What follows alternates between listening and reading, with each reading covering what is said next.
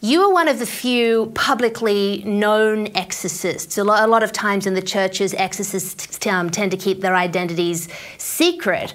But what was it that motivated you to go public with your exorcism ministry? I was appointed to be the exorcist back in 2005 by the Archbishop of Indianapolis. And when he appointed me, he gave me permission to be public in the ministry as a way to help educate people about what the church actually believes and teaches about the reality of the devil himself. So really being public is an opportunity to help evangelize people and to bring them to a better understanding of what the church believes and teaches.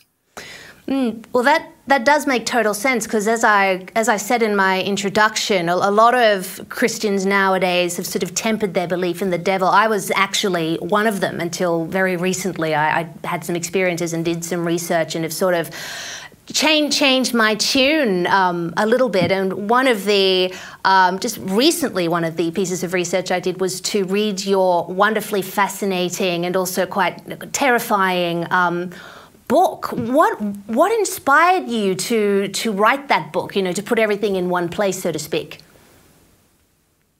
It was an opportunity just to give people a tool in their hands where they can read it. I think it's a pretty easy read. It gives people a pretty basic understanding about who the devil is, what's his purpose, what's his goal, what's his desire, and then what all of us can do to defeat what the devil's trying to do in our lives, or even to take what he's doing and to use it to our advantage.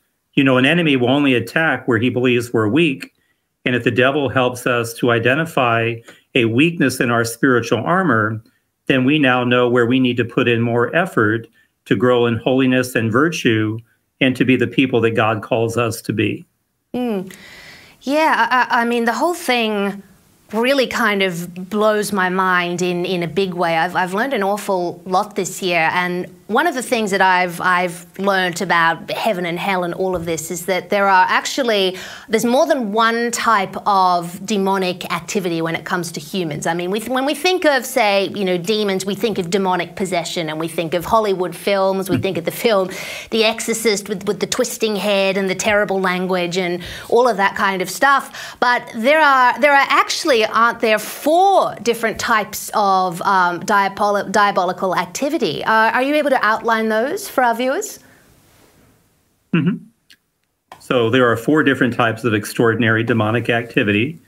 As you say, demonic possession, which is whereby the devil or some other evil spirit would take control of a person's body, using that body as if it were its own, using the person's eyes to see, the mouth to speak, the ears to hear, and so on. And it's always important to make the clear distinction between that person as an individual and now the demon who's now using that body as if it were its own. So whenever a demon manifests in a human body, all the actions are now wholly defined by the demon and no longer by that person as an individual. There's also demonic infestation, the presence of evil in a location or associated with an object. Think of something like a voodoo doll or a Ouija board. There is demonic vexation, which are physical attacks. Somebody can receive marks and bites and bruises that appear on the body, perhaps even incisions of letters that appear for a time and then subside. And then there is demonic obsession, which are mental attacks. Literally, the devil's trying to get inside of a person's mind so that everything that they're thinking is being filtered through the demonic presence.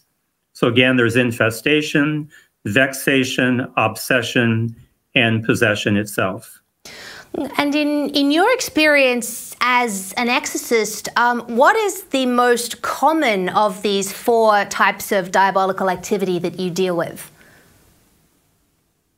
I would say that possession is the most rare. Maybe 1 out of every 5,000 cases is true demonic possession. Most of the cases that I deal with really are across the board when it comes to infestation, vexation, and obsession.